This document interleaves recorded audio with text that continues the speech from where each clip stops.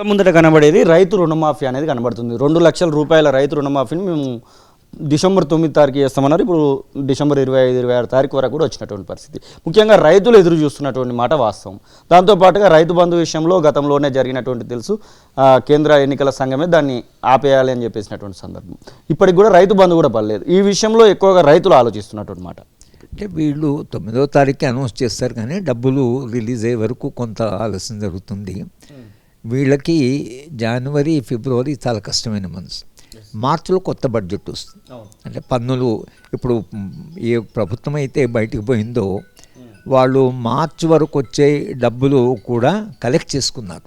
మార్చి వరకు వచ్చే డబ్బులు కూడా కనుక ఇవాళ ప్రభుత్వం ఒకవేళ ప్రజల్ని కన్విన్స్ అదొకటి. రెండవది, మార్చి దాకా కూడా రావాల్సిన ఆదాయాన్ని ఈ ప్రభుత్వం భరాసా ప్రభుత్వము ఖర్చు పెట్టేసింది. కనుక ఈ 2 నెలలు అయితే వీళ్ళకి ఏం ఆదాయం లేదు. 9వ తారీఖు వాళ్ళు అనౌన్స్ చేస్తారు. చేసిన తర్వాత కొంచెం టైం తీసుకుంటారు.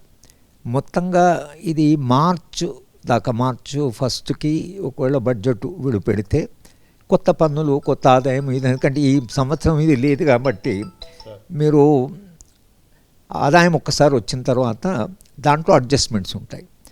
కనుక వాళ్ళ ప్రయారిటీలో రైతు బంధు చాలా ఇంపార్టెంట్ కాబట్టి ఆ రైతు బంధువును కొంత రిలీజ్ చేస్తారు, చేయవలసి వస్తుంది. పంటలు వాళ్ళు మళ్ళీ విత్తనాలు వేసుకోవాలి.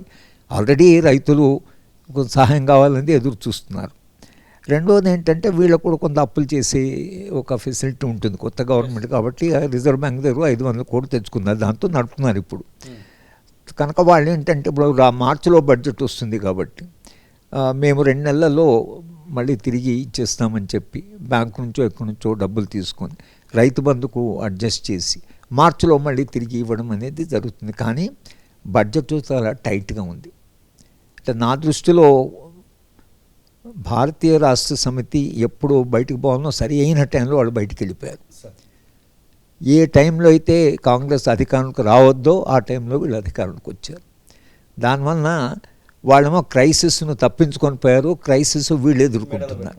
వాళ్ళు చేసిన క్రైసిస్ నిజంగా ఒకవేళ కేసీఆరే గెలుచుంటే ఆయన ఇస్తామన్న స్కీమ్స్ ఏవి కూడా ఇచ్చే పరిస్థితి లేకుండే. ఎందుకంటే ఆయన బిల్డింగ్ కూడా మార్టిగేజ్ చేసేసారు. కనుక ఆయనకు ఆ పరిస్థితి లేకుండే, ఇచ్చేవాడు కూడా కాదు. 3వసారి గెలిచిన తర్వాత ఇంకేముంది, 5 ఏళ్ల తర్వాత ఏది చేసినా చెల్లేది.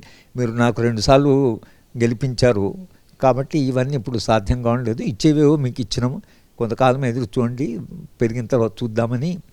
లేకపోతే ఎలక్ట్రిసిటీ బోర్డు లాంటి దాన్ని అమ్మివేయడం, ప్రైవేటైజేషన్ చేసేస్తే ఈ 80,000 కోట్ల అప్పు ఉంది. 80,000 కోట్ల అప్పు వాడే ప్రైవేట్ వాడు తీసేసుకొని ఎలక్ట్రిసిటీ బోర్డును తీసేసుకొని ఆ అప్పు మొత్తము పోయేది. తర్వాత ఎలక్ట్రిసిటీ బోర్డుకు వీళ్ళు ప్రతి సంవత్సరం కడుతూ అంటే గ్యాప్ పడుతుంది, వీళ్ళు ఇచ్చేది ఇవ్వడం లేదు, అది ఇచ్చేది తగ్గేది. అట్లా బహుశా కొన్ని రంగాల్లో వాళ్ళు దాన్ని ప్రైవేటైజేషన్ చేసి దాన్ని తప్పించుకునేవాళ్ళు. ఒకవేళ ప్రజలు ఏమన్నా అన్నా కూడా మరి 3వసారి గెలిపించంటే 2 సార్లు మీకు బాగానే పరిపాలన ఇచ్చాం కదా, ఈ 3వసారి మనకు క్రైసిస్ ఉంది కాబట్టి ఈ క్రైసిస్ పడేదాకా మీరు దీన్ని కాస్త భరించండి.